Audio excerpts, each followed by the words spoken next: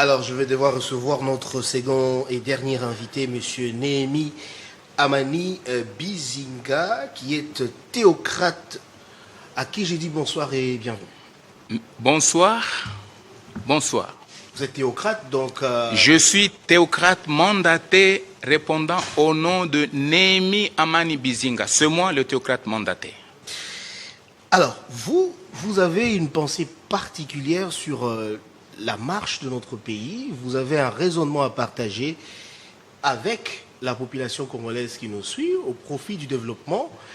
Quelle est justement votre approche sur la marche de notre pays, la République démocratique du Congo, sur le plan spirituel, sur le plan religieux?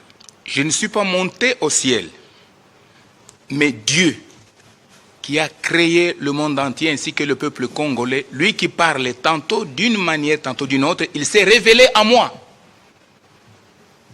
En avril 2000 ans du vivant de Laurent Désiré Kabila, et c'est ça mon témoignage, sans plus y revenir.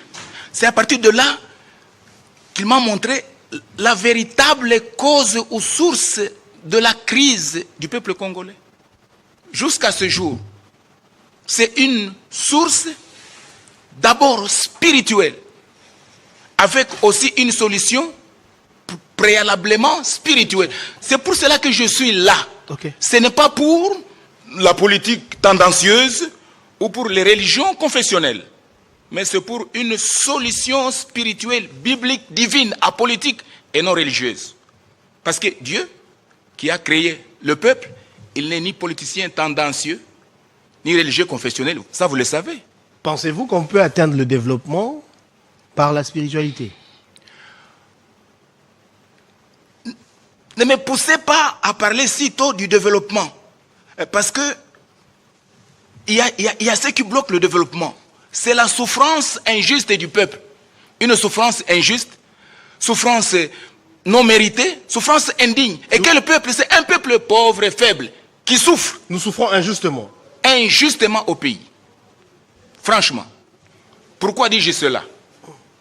Le peuple né au village, exercé à l'agriculture, la culture, la pêche, l'élevage, la pisciculture et tout ça.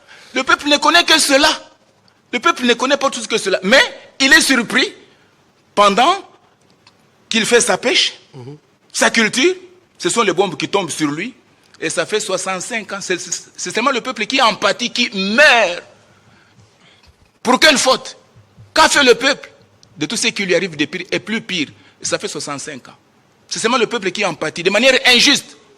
Il ne cherche ni le pouvoir, ni le titre, ni la... Mais c'est le peuple qui est toujours abattu, toujours meurtri, toujours opprimé. Et jusqu'où? Jusqu'où? Avec la souffrance injuste du peuple. Jusqu'où? Alors, Monsieur Néhémie, vous êtes révélateur du mystère caché de Dieu, pensée de Dieu et volonté de Dieu aux Nations Unies du monde entier, partant du Congo, un pays des promesses divines. Nous sommes donc un pays de promesses divines. Oui, oui. Pourquoi vous le dites? Vous voyez le peuple d'Israël. C'est un peuple avec promesse de Dieu à partir de Genèse chapitre 15, verset 13 jusqu'à 16. Il y a une promesse. Non seulement là, à partir de Genèse 12, 1 à 3. De même notre pays, pour ceux qui ne le savent pas, mais qu'ils aillent consulter la Bible, Ésaïe 19. Tout ce qui est dit sur l'Égypte en ce temps-là, ça concerne l'Afrique. Et ce qui est dit sur le milieu de l'Égypte, ça nous concerne nous, de l'Afrique centrale. Donc, notre pays, c'est un pays choisi par Dieu, un pays des promesses divines. Ouvrez la Bible, lisez Ésaïe, tous les chapitres, 19. En parlant de promesses divines, vous faites allusion à l'immensité de nos richesses. Vous faites allusion à ce que nous représentons sur le plan de la grandeur de notre espace. 2 345 000 km². Vous faites allusion à ça? Vous, je vous connais vous. Parce que vous ne voyez que le social d'abord, le matériel, le palpable, le développement. Donc vous vous accrochez à cela d'abord. Mais Dieu ne s'accroche pas d'abord à ce qui est la résultante. Il s'accroche d'abord à ce qui est le facteur. Donc l'aspect social n'est qu'un facteur. Mais la résultante, c'est autre chose que cela. Dieu est à la source, Dieu est au facteur, le fruit, le développement, le reste. Là c'est l'instantané. Donc il faut faire recours à Dieu, d'après vous. Je ne lance pas le défi de faire recours à Dieu, mais de savoir d'abord d'où vient la souffrance du peuple et qu'est-ce que Dieu fait maintenant là. Alors, d'où vient-elle, cette souffrance? Elle vient du complot, ligue, coalition du plus fort en politique, en religion et dans la société civile. Parce qu'en fait, le peuple, c'est un peuple qui a un pasteur, qui a un chef, qui a un gouvernant, qui a un leader. Alors, la souffrance du peuple ne vient pas du peuple lui-même, il vient de celui appelé chef, pasteur, gouvernant, leader. Donc, le juge du peuple, le pasteur du peuple, l'avocat du peuple, tout ça. Donc, tout celui qui a une portion de pouvoir. Oui. Donc, celui qui coalise pour ne faire que pénaliser le peuple faible. Donc, il y a une coalition de celui qui s'appelle chef. Donc, le chef politique, chef militaire, sécuritaire, religieux, tous sont en complot contre le pauvre. C'est seulement le peuple qui en pâtit, qui souffre. Faute du peuple, non? Faute du chef. Mais un chef impersonnel. Nous ne sommes pas ici pour nous attaquer aux personnes, mais au chef titre. Donc c'est le chef. Donc Dieu, il vient maintenant venger la cause du faible peuple pour le libérer de sa souffrance. Il faut que sa situation prenne fin et c'est maintenant. Non pas par le dialogue, les alliances, la rébellion, tout ça, mais c'est par la puissance de Dieu lui-même qui ne veut pas que l'homme meure parce qu'il n'a pas créé la souffrance après tout. Et Dieu ne veut pas que l'homme meure. Quel homme? Surtout son peuple, un peuple faible. Alors, je voudrais contextualiser notre débat, notre entretien, notre conversation. Vous savez que la RDC traverse des moments difficiles. Elle est attaquée dans sa partie est par les troupes rwandaises. La crise dure depuis maintenant, on va dire, des années avec l'occupation des territoires congolais par les M23, soutenus par le Rwanda, comme vous le savez. Aujourd'hui, les réflexions vont dans le sens de proposer des alternatives pour mettre fin à ça. Vous, en tant que théocrate, quelle est d'après vous la solution à la crise sécuritaire que traverse la République démocratique du Congo? Moi, en tant que théocrate, je regrette beaucoup à cause de mes contemporains, les nationaux, qui s'attardent seulement au traitement d'un patient.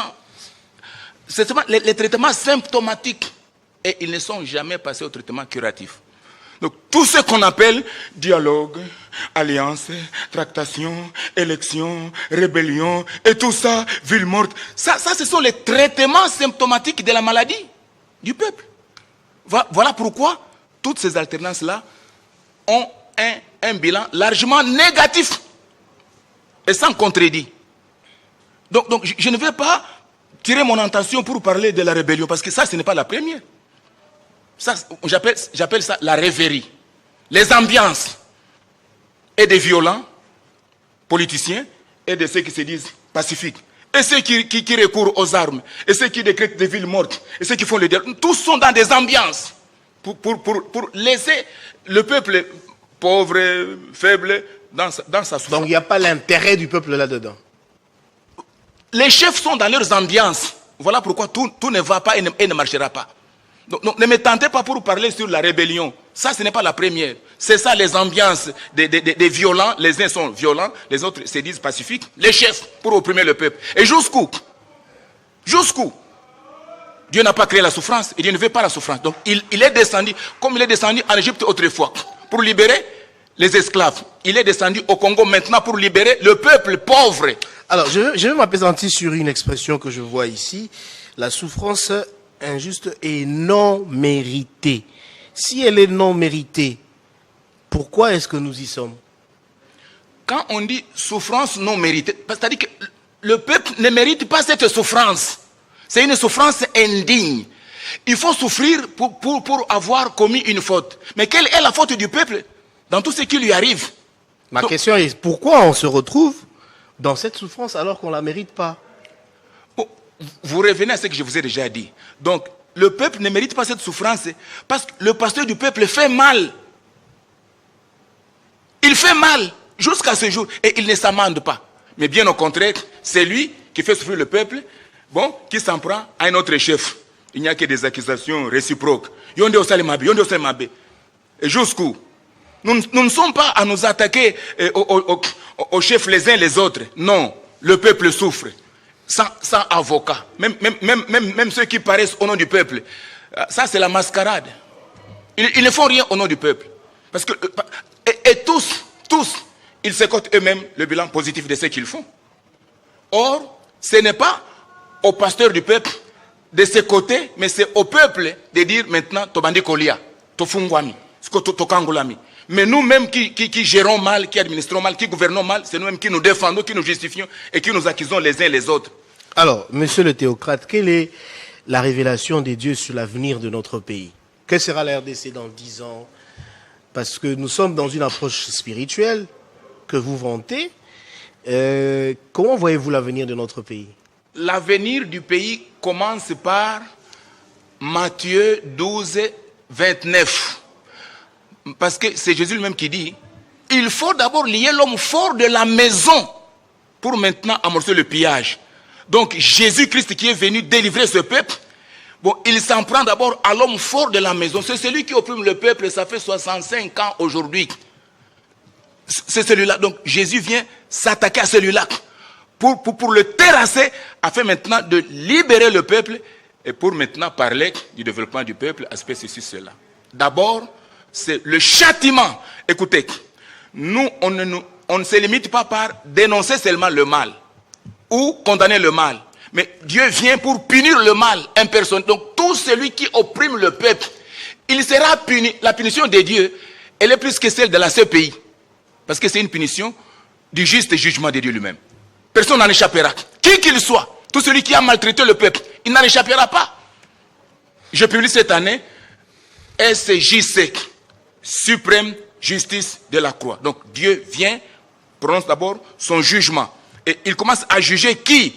Le malfaiteur, le maltraiteur, le génocidaire, l'oppresseur du peuple. Le peuple souffre. Tout celui qui continue à opprimer le peuple, il en paye son prix maintenant avec la justice suprême de Dieu, non pas la CPI, s'il vous plaît. Alors, vous êtes pasteur?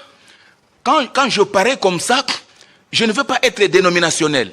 Mais, assurément, je suis un révérend pasteur consacré dans la chose de Dieu. Mais comme je parais, non pas pour le compte de l'église catholique protestante de réveil, voilà pourquoi je parais seulement comme homme de Dieu, théocrate mandaté, avec une mission apolitique non religieuse. Parce que la mission de Dieu, elle a toujours été pour le salut de toute une nation.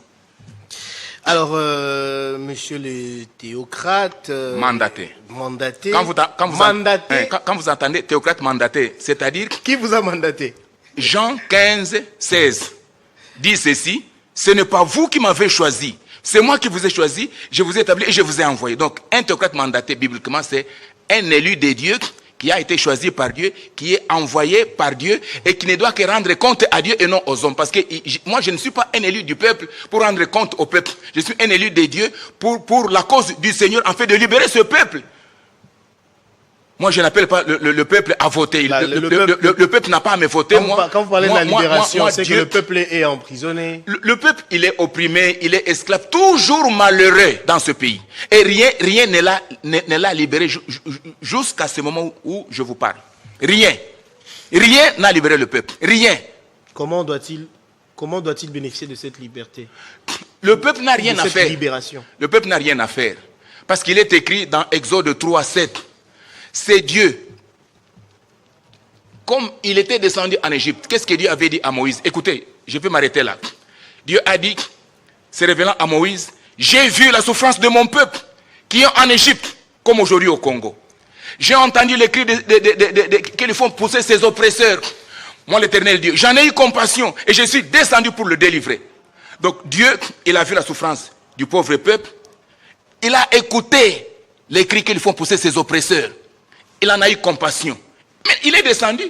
Comme il était descendu en Afrique du Nord, maintenant il est descendu en Afrique centrale. C'est pour libérer le pauvre peuple de sa souffrance de longue date. Il était descendu en Afrique du Nord. Maintenant il est descendu, maintenant là en Afrique centrale. Et c'est maintenant il est descendu. C'est un Dieu esprit. Alors qu'on est en train de chuter déjà, vous vous présentez comme un révélateur du mystère. Oui. Un mystère, c'est ce qui est caché. Bon, c'est pour dire que... Un mystère, c'est ce qui est caché. Voilà. Pouvez-vous nous permettre de prendre connaissance de ce qui est caché? Parce qu'il est écrit dans ce message. Parce qu'il est écrit dans Ésaïe 55, 8 à 9. Les pensées des hommes, les voix des hommes, ne sont pas les pensées de Dieu et les voix de Dieu, mon frère. Alors quand Dieu vient avec une pensée qui est, on dirait, en contraste avec la pensée de l'homme. Donc, oui. Pour l'homme, c'est ça la révélation. Donc, moi, Dieu m'a révélé ce que moi, je ne connaissais pas. Est-ce à dater d'avril 2000 du vent de Laurent Désiré Kabila que notre pays était victime de la coalition Rwando, donc de cette guerre d'agression du 2 août 98. C'était une guerre de la coalition Rwando-Gando-Burundaise. Moi aussi, comme tous les hommes, je pensais que notre guerre venait de cette coalition-là. Mais Dieu va me dire, ça, ce n'est pas la cause, ou même la source. C'est une cause spirituelle. Voilà pourquoi Dieu, il vient maintenant pour... Parce que là où il y a une cause spirituelle, il n'y a qu'un traitement spirituel qui est curatif. Dieu, il ne vient pas blaguer. Non, il vient curer, il vient délivrer effectivement. Ce n'est pas pour un slogan que je parais. Non, c'est pour que le peuple donc, expérimente sa libération définitive au pays. Plus rien n'opprimera ce peuple au pays tant que Jésus-Christ est crucifié. Et il vit au siècle des siècles. Plus rien ne pourra plus dominer sur le peuple de manière injuste. Parce que Jésus vient, c'est lui l'avocat des faibles, le défenseur des faibles, le sauveur. C'est seulement Dieu, le compatissant. Donc, Dieu a créé, Dieu est compatissant, Dieu voit la souffrance. Ce n'est pas un chef quelconque. Personne n'est compatissant à la souffrance du peuple, si ce n'est que le Créateur Dieu, Jésus-Christ crucifié. Alors, M. Néhémie Amani Bizinga, vous êtes théocrate, voilà qui met fin à cet entretien. Je vous remercie d'avoir répondu à notre invitation. Je ne sais pas si vous avez un dernier mot à dire alors que nous sommes en train de chuter déjà. Jamais je n'ajoute et je ne retranche. Soyez bénis. Je vous remercie d'avoir répondu à l'invitation de Télé 50. Voilà qui met fin à ce numéro de Kinshasa Direct. Vous étiez nombreux à nous suivre partout dans le monde. Je vous remercie. Le journal, c'est tout à l'heure avec Gaëtan Koubabouransi. Au revoir. Merci.